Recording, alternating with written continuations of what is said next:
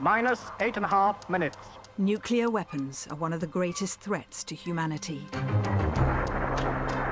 Every year there's a meeting to assess the risk of global catastrophe and set the doomsday clock. The hands are currently at 90 seconds to midnight, the closest they've ever been. With unique access to the experts who set the clock. This is a very dangerous time. Leaders are not acting responsibly. I want to find out what's brought us from Oppenheimer's invention to this point. Now I am become death, the destroyer of worlds. Nuclear weapons, nuclear terrorism, nuclear proliferation. Right now, it's just going in the wrong direction. I'm ordering the strategic nuclear forces on special alert. In Britain, our own weapons are on high alert. There's always one out there at 15 minutes notice to fire. Somewhere out there. Somewhere out there. And American nukes could soon be back on British soil. If we get Trump in there next time, and he may press the button because he's got a bigger button than Putin, then we are a target. The question is, where will the doomsday clock be set for 2024?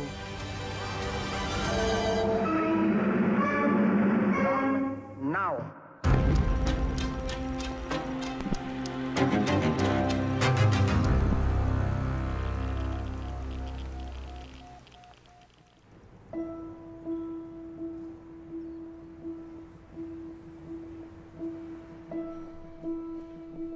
This is one unseasonally bleak scene which has profoundly moved many people during 1982. Well, here's the Greenham Peace Camp, 40 years ago now. Their peaceful protest against the sighting of cruise missiles here is into its second winter, despite... When I was a young reporter in the 80s, the nuclear threat was ever present. People talked about the threat of nuclear war between Russia, then the Soviet Union, and America all the time, and then it went away. And it really receded into the background, except I kept on investigating. Is the Islamic Republic actively seeking to get the means to make a nuclear bomb? It's often rogue nations, rogue actors as they were called, trying to get weapons. North Korea's tested a nuclear bomb believed to be 10 times more destructive than Hiroshima. Oh, it's huge. So what, the whole village comes in here, that's the idea. In the last few years, we've had a whole host of global uncertainties, and now it seems that the nuclear threat is really back on the agenda again. The story of the atomic threat begins almost 80 years ago, in 1945. You may have seen that before. A film showing the bursting of the first atom bomb, the experimental one, in New Mexico. It was dropped from a steel tower and filmed from about 6 miles away. Afterwards, cameramen and reporters put on special canvas boots as a precaution against picking up dangerous particles left in the circle of devastation. And as for the steel tower from which the bomb had been dropped, this is all that was left of it.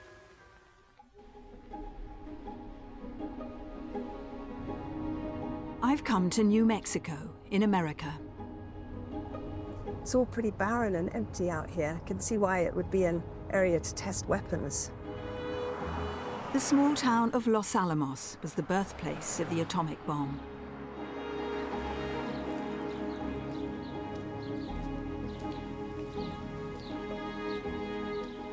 It feels so peaceful here. It's extraordinary to think that this is where it all started. This is where the first atomic bomb was built and developed by Robert Oppenheimer and his team, the so-called father of the atomic bomb.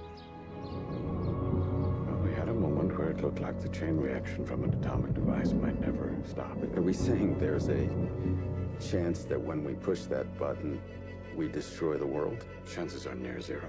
Near zero. What do you want for theory alone? 0 would be nice. The recent Hollywood blockbuster, Oppenheimer, told the story of the Manhattan Project and the development of the first atomic bomb.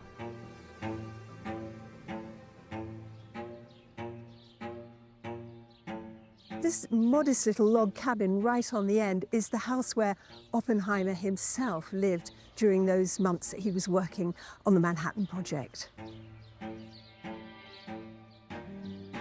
I've been given privileged access to the house by curator Sherry Trottier. This is the room why the Oppenheimers chose this house. So have you had more interest in Oppenheimer and the house since the movie came out? Definitely. As people, as you saw, peeking through the windows, there's a great curiosity about where did this man live. This was Oppenheimer's study. Look, typewriter. Yes. Yeah, opened by the censor as well, because it was also secret. Yes, everybody's mail coming and going was censored. So Oppenheimer would have meetings in here with other scientists. This would be a room in which a huge amount went on. People were invited here for dinner, and Oppie served his very strong martinis. There are stories where people literally had a very interesting time trying to leave and walk upright.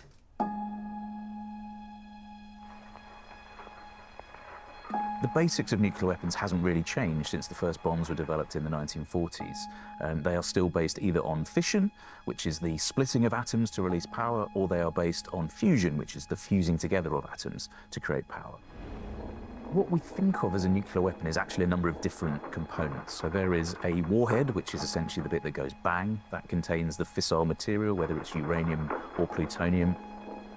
The warhead has to be transported in a certain way, and it's what we call a delivery system. So it may be, this warhead may be in a bomb that's dropped from an aircraft, it may be on top of a missile of all sorts of different ranges, or indeed it could be in a whole host of different ways as well.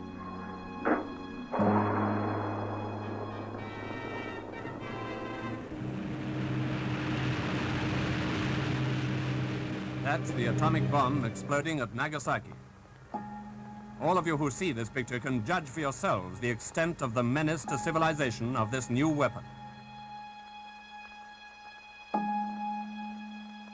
In 1945, the United States dropped their new weapon on the Japanese cities of Hiroshima and Nagasaki. Hundreds of thousands were killed. It changed the face of warfare.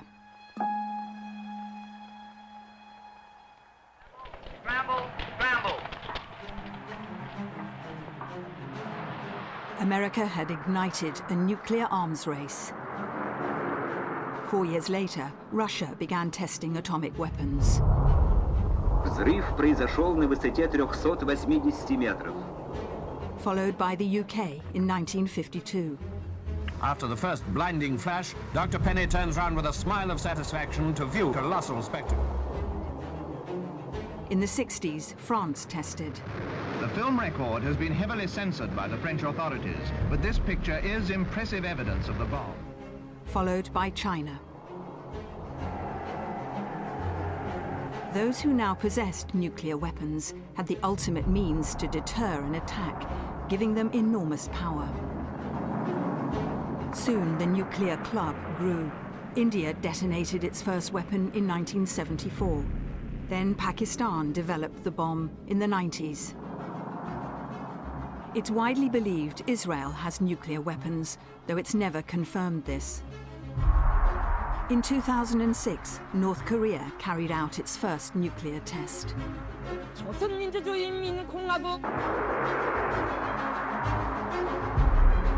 The story of nuclear warhead proliferation is numbers went up exponentially. The total number of warheads that have been built is probably well over 100,000. But what we've seen over the last 3 decades is a gradual slowing down, a gradual reduction. However, there are probably in the region of 13,000 nuclear weapons in the world today, in the 8-9 states, most of these in the US and Russia. The 2 bombs that were dropped in August 1945 killed somewhere in the realm of 200,000 people. Most modern nuclear weapons today are more powerful, have more explosive yield. In the UK case, probably somewhere in the region of 6 to 7 times as powerful. And many of the other states have warheads that are more powerful still. So even just a handful of those could probably destroy the UK.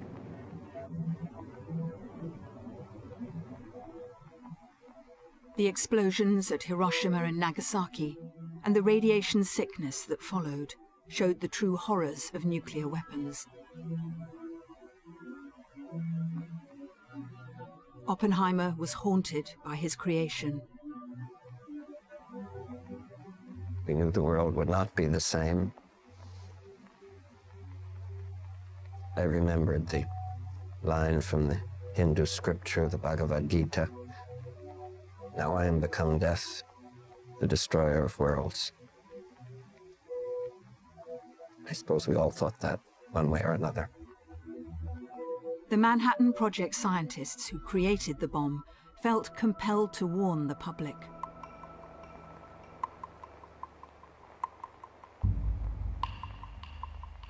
They came up with the idea of the doomsday clock, to visualize how close we are to destroying our world. The mushroom was becoming an acceptable fungus in man's garden. A group of scientists tried to waken the general public from this apathy and founded a periodical in which they tried to explain the social and political consequences of atomic power. Its cover design became a clock approaching midnight. As the time for atomic scientists and the world ran out, its hands neared the end of time. When it was first set in 1947, the hands stood at 7 minutes to midnight. They've moved 25 times back and forth since then.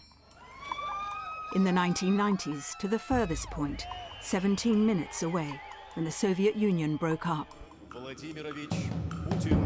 By 2017, with Putin and Trump in power, and North Korea's Kim Jong-un, the hands went forward again to 2.5 minutes. Today, on top of the nuclear concerns, climate change and threats from new technologies like AI are part of the assessment. In 2023, the hands moved the closest they'd ever been to midnight, just 90 seconds away.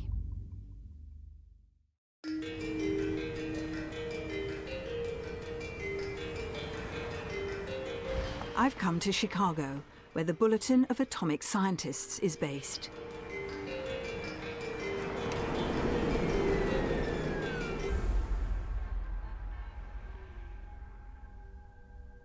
In this room, scientists and experts will meet to deliberate where to set the clock for 2024. North Korea has threatened to detonate a hydrogen bomb over the Pacific. President Putin has ordered Russia's strategic nuclear forces to be placed on high alert. The president warning the risk of nuclear Armageddon has not been this high since the Cuban Missile Crisis.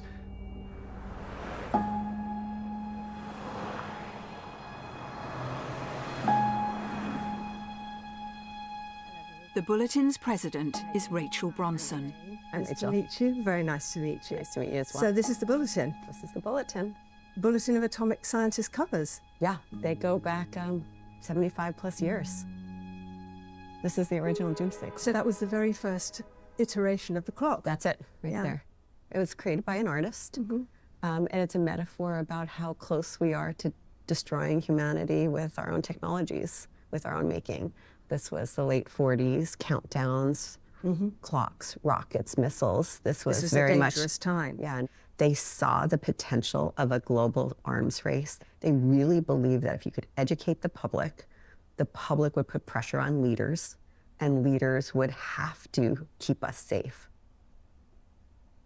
Why did you make the decision in 2023 to move that clock to 90 seconds to midnight? It was largely around the Russian invasion of Ukraine, which our Science and Security Board deemed as one of the most dangerous times in history. Why? First of all, the US and Russia control 90% of the nuclear weapons on this planet. Now, a nuclear power state using nuclear weapons as a tactic, as a terrorism, psychological terrorism, but also potentially as a tactic, they were threatening to use nuclear weapons. You're talking President Putin, Russia. That's right. And so that was the first time in a very long time that we could remember such threats and them being bandied about so casually. And so it was a very, very scary time. And the likelihood of misperceptions and accidents were so high that largely for that reason, they move the hands of the doomsday clock closer to midnight. Whoa! The Russian invasion of Ukraine was a war President Putin expected to win quickly. That didn't happen. Ukraine fought back with weapons supplied by Britain and other NATO allies. Just days into the conflict, President Putin made a threat that shocked the world.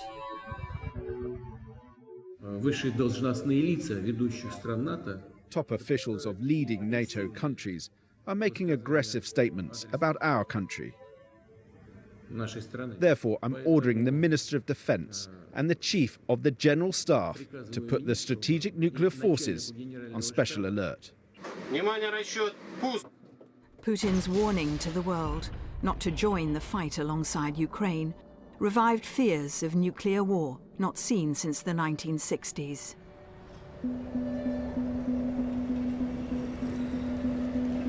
I've come to Geneva in Switzerland, a city associated for many decades with efforts to bring peace, and now home to one of the main United Nations offices. Pavel Podvig is a Russian expert on weapons of mass destruction and Russia's nuclear forces. Nice to meet you. Thank you. For a decade, he was involved in setting the doomsday clock. The Russian president made it very clear that nuclear weapons are on the table.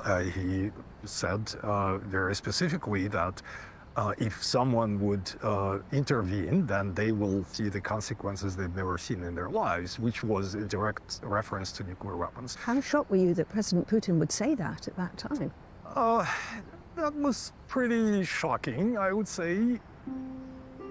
At that point, we didn't know what that would look like. I wouldn't say we've never seen before, because if we go back to like 62 and the Cuban crisis, we may have seen things of that order of magnitude. But imagine this happening in the 21st century, that was definitely a shock.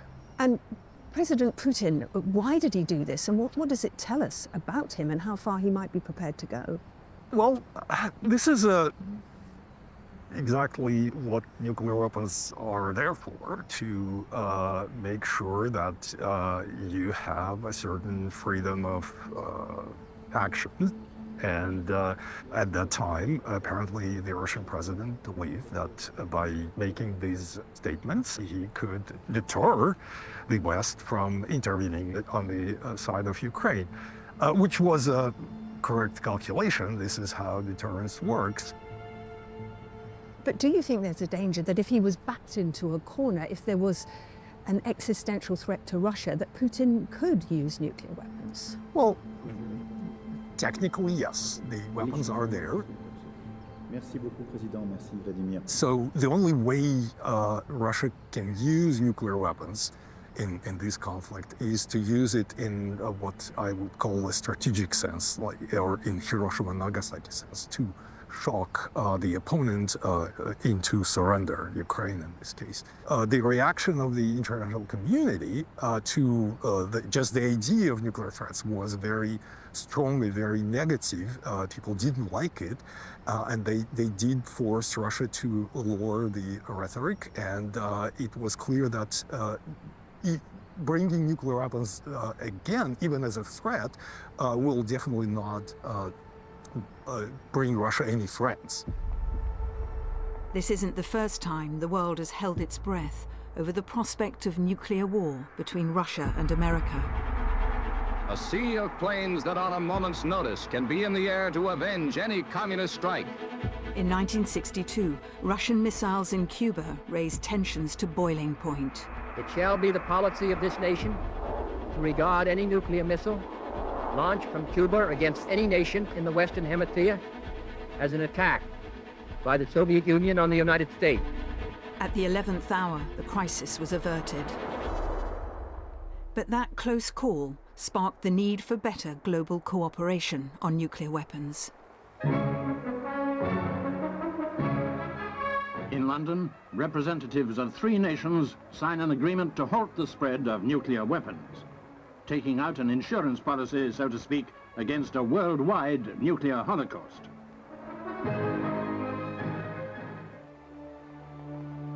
In 1968, the Non-Proliferation Treaty was signed. It's still in force today. It was meant to restrict the nuclear weapons club to just 5: the US, Russia, Britain, France and China. Other countries agreed to only develop civilian programs like nuclear power plants. Under the NPT, most countries agree not to develop or seek nuclear weapons, and they accept safeguards by the International Atomic Energy Agency to verify that all of their nuclear activities are strictly peaceful, that no nuclear facilities or nuclear materials are being used for weapons purposes. It basically provides stability in the international system, in the global nuclear order. The treaty limited the number of countries that developed nuclear weapons. But the 70s and early 80s saw a massive arms race between the 2 major players, America and Russia. During the Cold War, they ramped up the number of nuclear warheads to over 70,000 between them. The fear was they could set off an all-out nuclear war with devastating consequences. The enemy realizes that an attack on the United States would likely mean committing national suicide.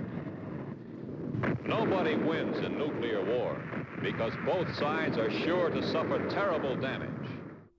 During the Cold War years, we were constantly at loggerheads. We had a lot going on to try to get our hands around the threat of nuclear weapons and the threat of nuclear holocaust. Because it is an existential threat to humanity, it was something both the Soviets and we, later the Russians, felt we just had to keep working on. Then the world changed. A new Russian leader, Mikhail Gorbachev, came to power.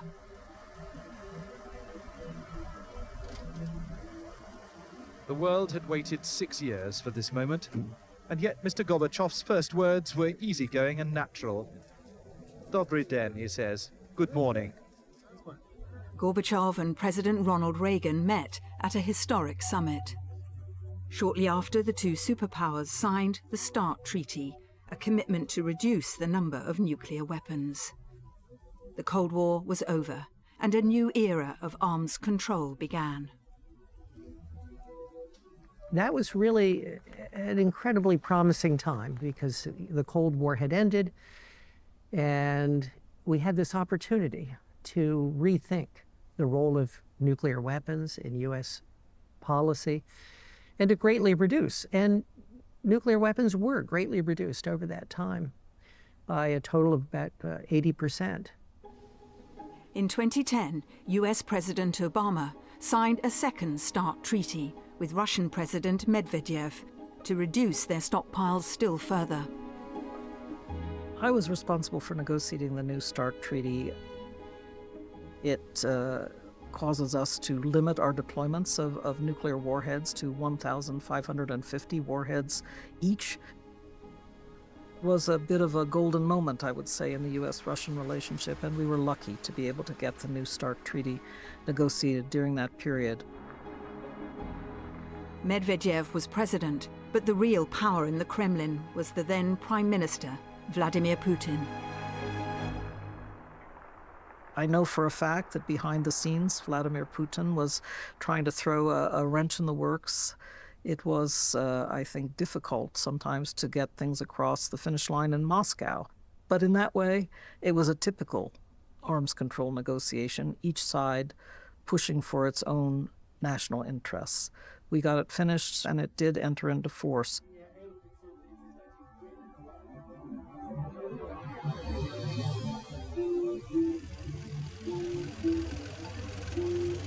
Today, President Putin's invasion of Ukraine and his nuclear threats have brought cooperation with America to a halt.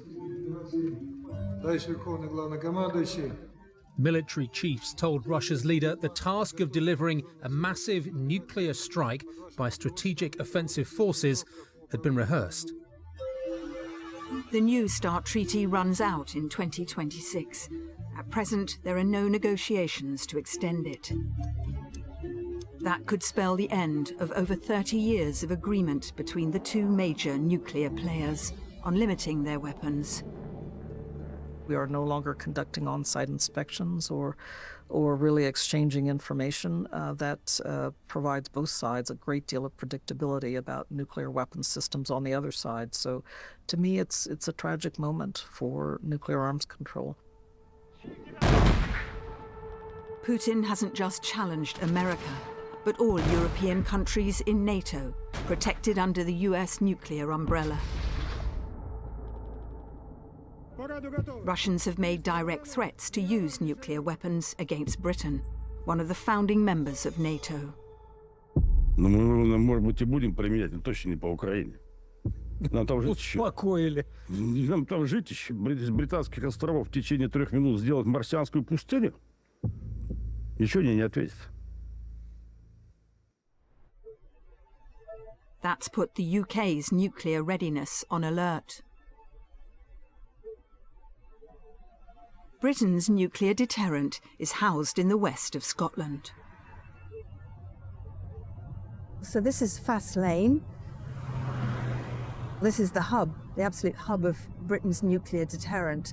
And you know that because of the security fence, which is really extensive right round the base, heavily electrified, and barbed wire right along the top of it. Since the height of the Cold War, Naval Base Clyde on the banks of Gairloch has been at the heart of the UK's nuclear policy. That's the guard post, the entrance to the base. The only way you can really see the base is by going up high.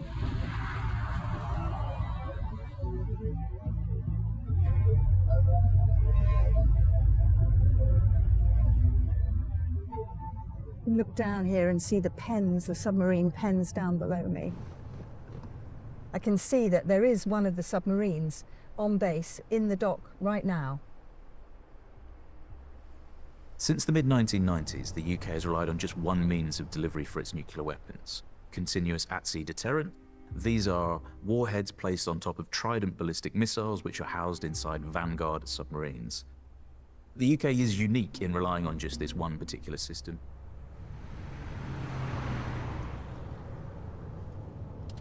Here he is. Fergal Dalton is a retired lieutenant commander who served on HMS Victorious as chief weapons engineer. Hello. Morning, Jane. Nice to meet you, Fergal. And you. What a lovely morning. Yeah, welcome to Faslane. Shall we go and have a look? Yeah. That's the ship lift, that big building you're seeing there. We can take submarines out of the water, do engineering work. Further along to the right is all the engineering support. Nuclear submarines are very complicated systems within systems. So how does Britain's nuclear deterrent actually work? Well, there's 4 submarines, 4 Vanguard-class submarines, and one of them is always deployed. One's ready to take over, one's doing maintenance, one's maybe in refit. But there's always one out there at 15 minutes notice to fire. Somewhere out there? Somewhere out there.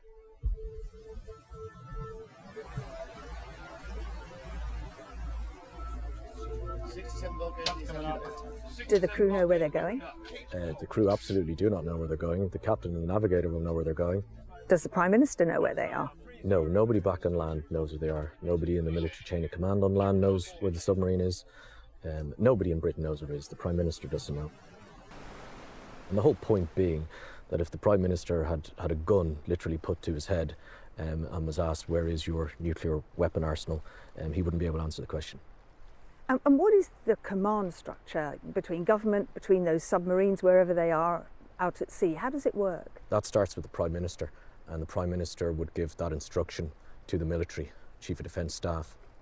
When the message would come in on board to the submarine, myself as the weapons engineer officer and the executive officer would both go to the communications department and pick up the message, and we would hold it aloft, holding it to each side so the whole crew could see that we have this message.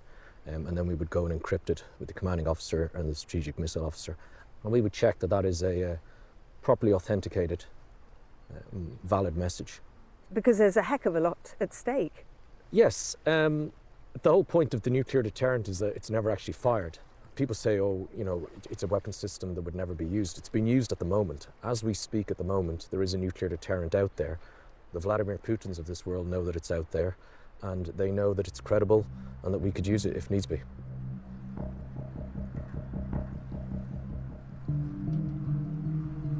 If the government was taken out by a nuclear strike, how would the submarine, the commander, the crew know what to do, where to go, who to target? If we determine that there is no British government left, there is the letter of last resort, which is a letter from the Prime Minister to the commanding officer.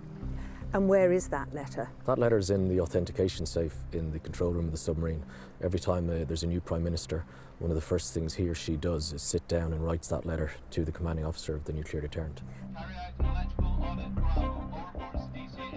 Fergal is one of a handful of people who have fired a Trident missile with a dummy warhead from one of the subs.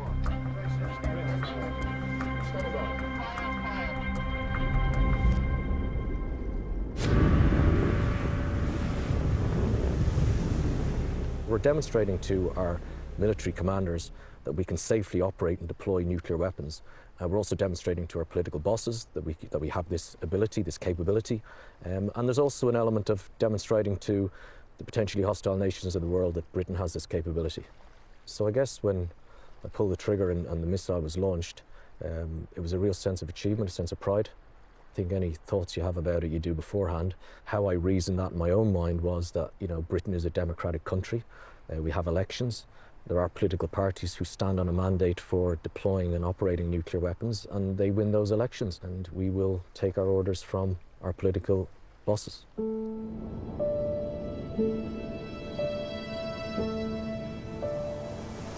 The Vanguard-class submarine, launched in 1993, was supposed to have a lifespan of 25 years. The oldest is now entering its 31st year of operation.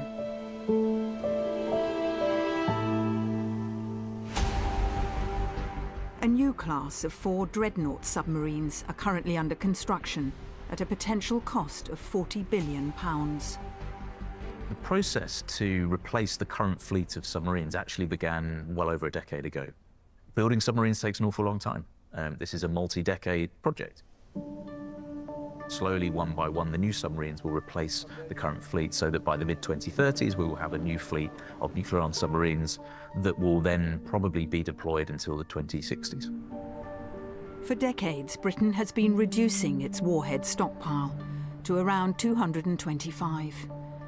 We asked the Ministry of Defence to explain their nuclear strategy. They turned down our request for an on-camera interview. But the UK's policy is in publicly available documents from 2021. Well, this is interesting. It says, following the government's most recent defence review, they announced that the cap on the UK's nuclear stockpile would actually increase to no more than 260 warheads. And given the current global security environment, they say, they'd be extending their policy of deliberate ambiguity and no longer making public any operational details. So Britain has increased the cap on its nuclear arsenal by 35 warheads, and there's even greater secrecy around them.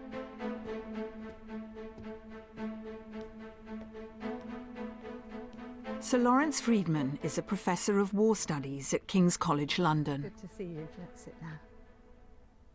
Why do you think the UK government has recently become less transparent about the nuclear stockpile? I think because when they did discuss it in 21, I think they felt it was overinterpreted.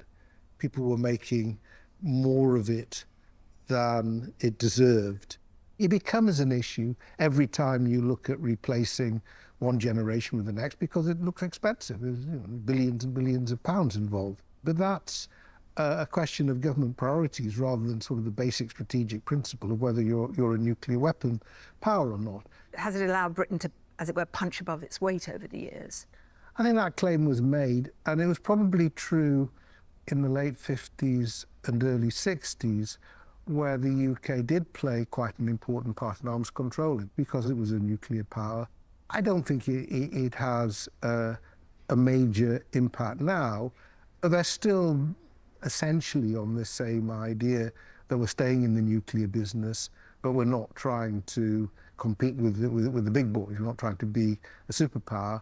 We just want to make sure that we have a credible deterrent, as we've been through with the war in Ukraine, where Russians quite regularly make threats to the United Kingdom. It's a degree of reassurance to be able to say, have you forgotten something? That you may wish to do all these terrible things to us, but we could do terrible things back in return. Is there an argument that what happened with Putin's threats over Ukraine, which was essentially outrage across the world, has put them out of bounds? The whole morality of nuclear weapons has been shown up to be a real problem for states. The problem is that nuclear deterrence worked for Putin.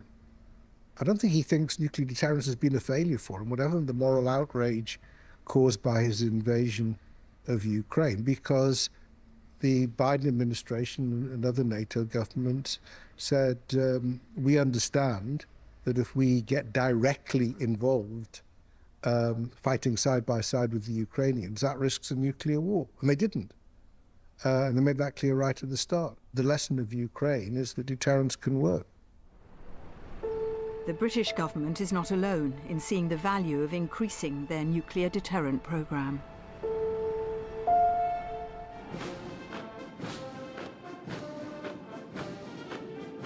According to the Pentagon, China has significantly expanded its nuclear stockpile in the last year to 500 operational warheads, and it's hoping to double that to 1,000 in the next 6 years.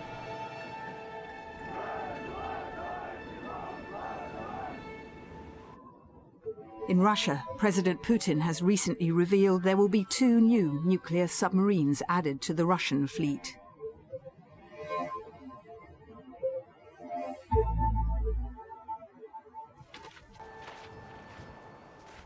In New Mexico, the United States is also modernizing and expanding its nuclear arsenal. I'm looking down on the old Los Alamos laboratories, and in the foreground is the massive new Los Alamos complex, where thousands of scientists are still working today on nuclear weapons research. And over there to the south is the old Trinity test range, where that first atomic weapon was tested. And it is still a test range for the US military today.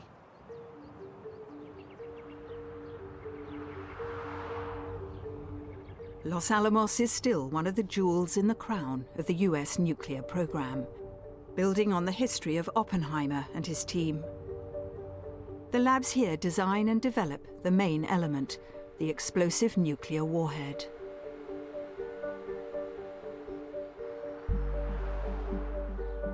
Thomas Mason is the director of the Los Alamos lab. Due to the secrecy of the work, we are meeting in the historic part of the old town. Would you say there was a renewed effort to develop here at the labs, develop those nuclear weapons, because of the concerns that we've seen globally, potentially about the use of such things, which we all thought was long in the distant past? And so right now we're in the midst of a modernization that was really conceived of, before the significant change in the geopolitical environment. Of course, what's happened since then is both in Europe with Russia and its unprovoked invasion of Ukraine, and some of the events in Asia with China rapidly expanding its arsenal. There is now a different geopolitical environment. We're now, for the first time since the 80s, having to look at a new set of military requirements driven by the actions in other countries. And in fact, we've started work here on the W93, which will be the first new warhead introduced into the stockpile since the 80s. The Russians and the Chinese might look at what's happening here in the States, more money being spent on developing these kind of weapons, and say, well, this is ramping it all up. Why wouldn't we do the same? Well, in fact, they have been. For decades, the U.S. policy was to not do anything towards developing new weapons, to not do anything that might be seen as provocative. And as it turned out, well, we sort of pursued that policy of not developing new systems. Russia went ahead and modernized their systems. In fact, they're largely complete with that modernization, have introduced a lot of new weapons. And China is in the midst of what has been characterized as strategic breakout. So, I think it was a good effort to kind of demonstrate restraint, but it appears not to have been successful. It's a balance, isn't it? You've got to strike between modernizing, moving ahead, having that arsenal, and not causing the problem, not inflaming the situation. I think that balance, that challenge of the balance, has been with us since 1945, and it's with us today, and I think it's going to be with us for quite some time into the future.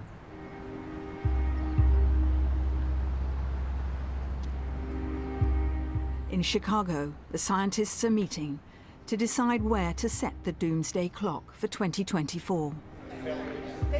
The war in Ukraine is entering its third year. There's new conflict in the Middle East, and many nuclear arsenals around the world are growing. Their discussions may well be some of the most difficult since the clock started ticking. The doomsday clock discussions are some of the most interesting that I participate in. There's really a full exchange of views. At various times, I've been on both sides of this, arguing there's reasons for optimism and hope. I've also, at other times, pointed out how the risks have increased significantly. I think when we come into the room, it's a heavy feeling. It's a sobering feeling. There's a lot of responsibility. We know a lot of people are going to pay a lot of attention to what we say. As always, we know there'll be a lot of criticism, but that it will be used by leaders at the highest of levels and by kids writing book reports. Everybody uses the clock. What's the general feeling amongst the board as to where we're at now? This is a very dangerous time. We have moved from a period where nuclear weapons were considered unusable and a nuclear war unwinnable. We're seeming to move into a period of time where we're not so sure every major country, UK included, is investing in their nuclear arsenal. But nevertheless, no nuclear weapon has been used for 70, 80 years. People would say, isn't this scaremongering? But there's no way we're moving towards that again. And they'd be wrong. People would be wrong to say there's no way we're moving towards that again. In fact, when you look at operational plans from the Russians, they militarily practice as if nuclear weapons are usable.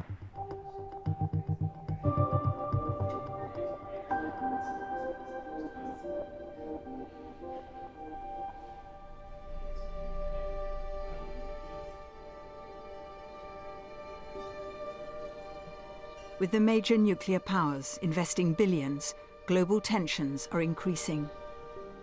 So newer players could see these weapons as the ultimate guarantee of preserving their status, even their very existence.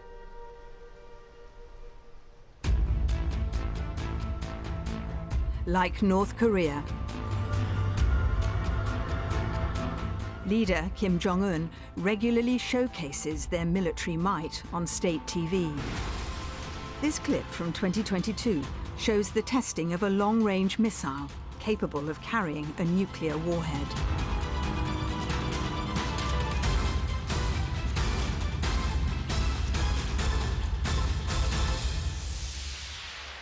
So far, the immediate threat is to their neighbors, South Korea and Japan. But Kim Jong-un's also made a big show with his recent test of a missile capable of hitting America.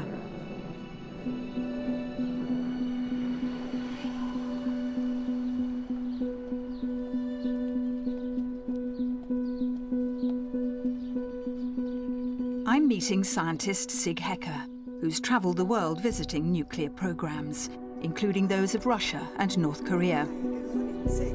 And yes, Jane, pleasure to meet you. And you. Thanks for coming. Thank you. Come on in. He's also been involved in setting the doomsday clock for many years. Oh, what a beautiful house you've got. Thank you. You see many of the Russian the Matryoshka dolls because Why have you got these dolls? So why did I get those? Because I've been in Russia 57 times since 1992. So I worked so close with the Russians. 57 times? 57 times. You beat me. Oh, how many times have you? Maybe 15 or 20. Oh, really? But not 57. So I was just... Siggs recently returned from another visit to the Far East. I've been to North Korea 7 times. So I've been to their nuclear facilities. I've talked to their diplomats. People sometimes look at crazy behavior, by the North Koreans. Would they launch a missile or do a nuclear test? I see all much more of sort of a calculated progression. So what do they have and what could they do with it? So, of course, North Korea being what it is, it's pretty difficult to look inside. So my best estimate at this point, they have been able to build up a pretty good stockpile of highly enriched uranium, over 1,000 kilograms by now. And if they turn all of that into weapons, they may have 50 to 60 weapons today. That's really significant, isn't it? That's really significant. What makes it even worse is what kind of weapons do they have? They've done 6 nuclear tests. First one in 2006 didn't work so well. The last one so far in 2017, that worked too well. So because of that, today, my general assessment is they can put a nuclear warhead on their short and medium-range missiles and deliver them. So in other words, all of South Korea and most of Japan is within reach of a North Korean nuclear-tipped missile. That's really bad. We should have never let them get there, but that's where they are. They have demonstrated the missile or rocket capabilities to reach all of the United States, but they still haven't done enough nuclear tests to make the warhead small enough to put into those missiles and survive essentially the ride, including the re-entry. And so they're not yet there, but that's what they're currently focused on because they want to be able to threaten the United States. They're not there yet, but they could be. They will be there eventually because I've watched them, and every time when somebody said North Korea can't do this, a few years later, they did it. As I think about it, the big concern is nuclear weapons use. Okay, who would nuke the United States? Well, possibly Russia, they have the capability. Possibly China, they've been improving that capability. Who else? North Korea, that's it. So there are only 3 countries that can threaten the United States with nuclear weapons. And this little bitty North Korea of 25 million people is one of those. So another player in this whole field is Iran. Iran wants nuclear weapons. Where's it got to? Iran today has everything in place.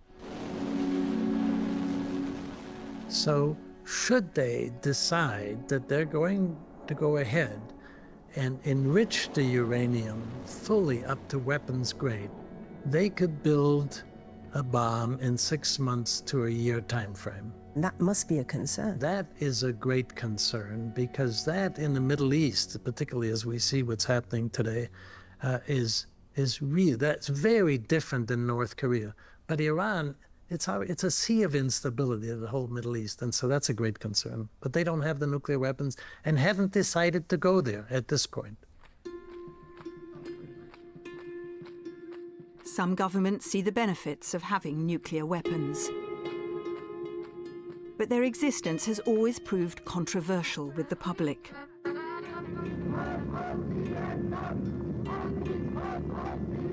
Since the birth of the atomic bomb, there's been protest. In the 1980s, millions took to the streets to voice their opposition to nuclear weapons. In Britain, it's not just been protest against our own warheads, but against having American ones based here too.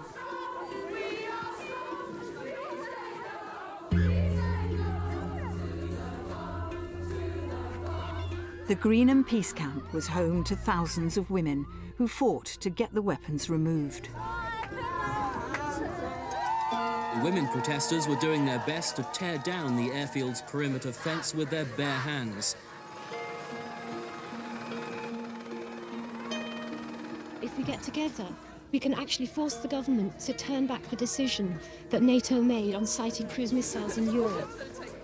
After a long battle, they succeeded. Since 2008, there have been no American nuclear weapons in the UK. But that may be coming to an end.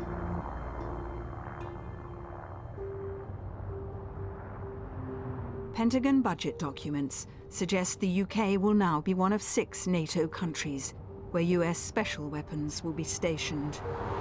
It could well be here, RAF Lakenheath in Suffolk. US fighter planes that will be capable of dropping such weapons are already based here. And there are now plans by the US Air Force to increase accommodation for a potential nuclear mission.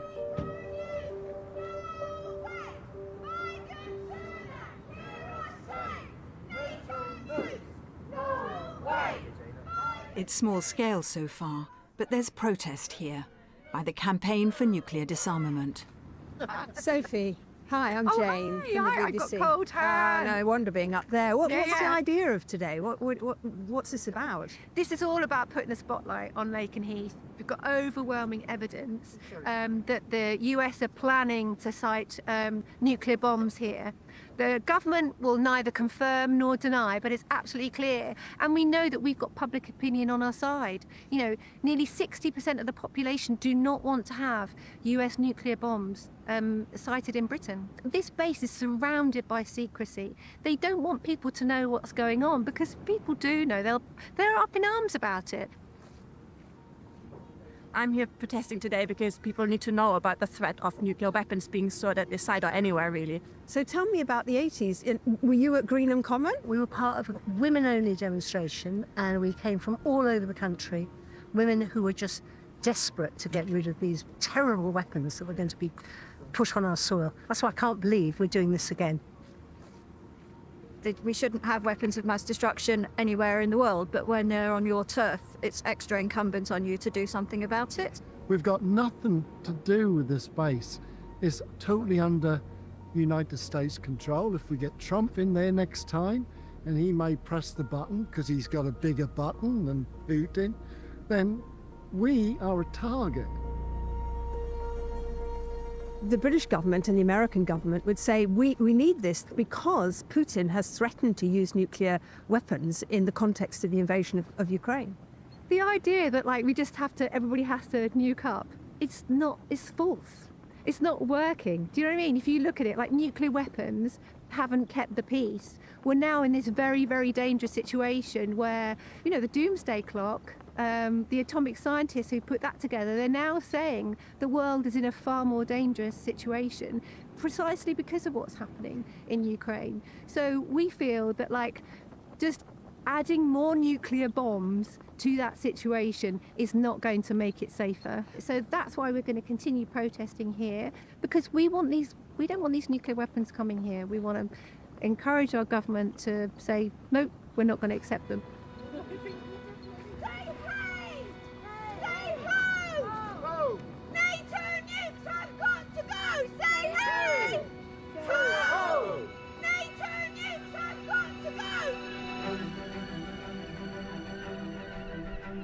There's now a global movement for a total ban on these weapons. The international campaign to abolish nuclear weapons has introduced a groundbreaking treaty. In 2017, they won the Nobel Peace Prize. Daniel Hergster is the deputy director. Hi there. Hello, I'm Jane. I'm Daniel. Welcome to ICANN. Nice to meet you. Very nice to meet you as well. So we've got a lot of photographs here. We do. Yeah, this is the photos from the historic days in Oslo in 2017 when we were fortunate to receive the Nobel Peace Prize.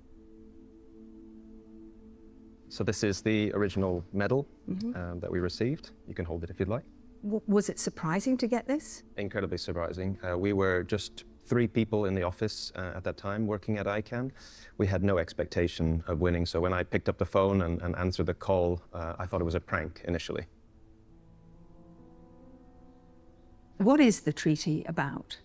The Treaty on the Prohibition of Nuclear Weapons is the first treaty among governments that comprehensively prohibits nuclear weapons and all activities involved in nuclear weapons, from use to testing to modernization. But it also contains other important provisions that are aimed at helping the communities that were impacted by the nuclear weapons test, over 2,000 of which took place since 1945 as well. So how many nations have signed up and how many are you still trying to get on board?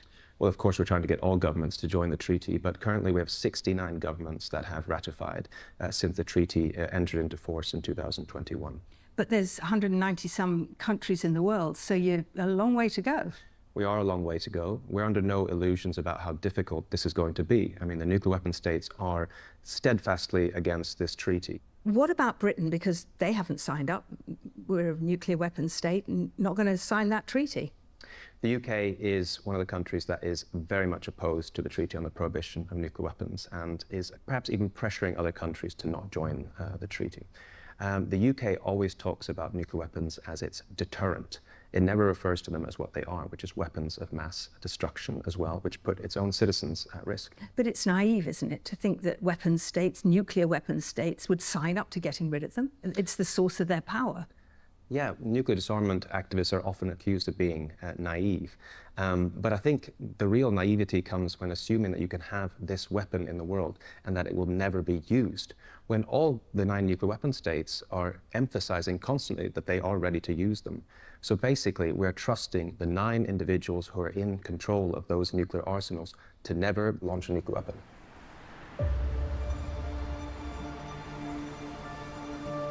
When asked for comment, the Ministry of Defence said, the UK is committed to the long-term goal of a world without nuclear weapons, in line with our obligations under the NPT. We firmly believe the best way to achieve this is through gradual multilateral disarmament.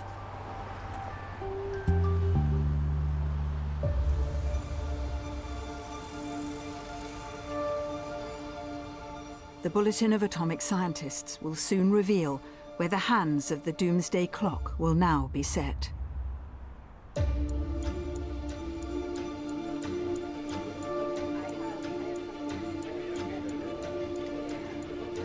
Now, in 2023, we judged that the risks of catastrophe were increasing and unacceptably high, and so we set the clock to 90 seconds, closer to midnight.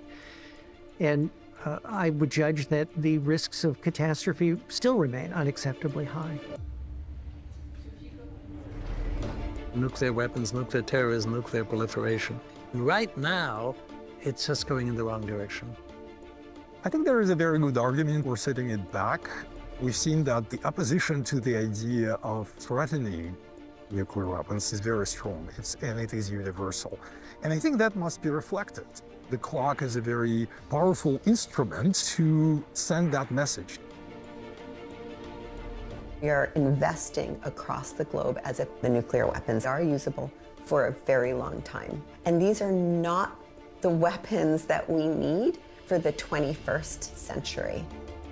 People are scared. It doesn't feel normal out there. It feels dangerous. And in some ways, we can say it is. You're not crazy. We should think it's scary and dangerous. Leaders are not acting responsibly.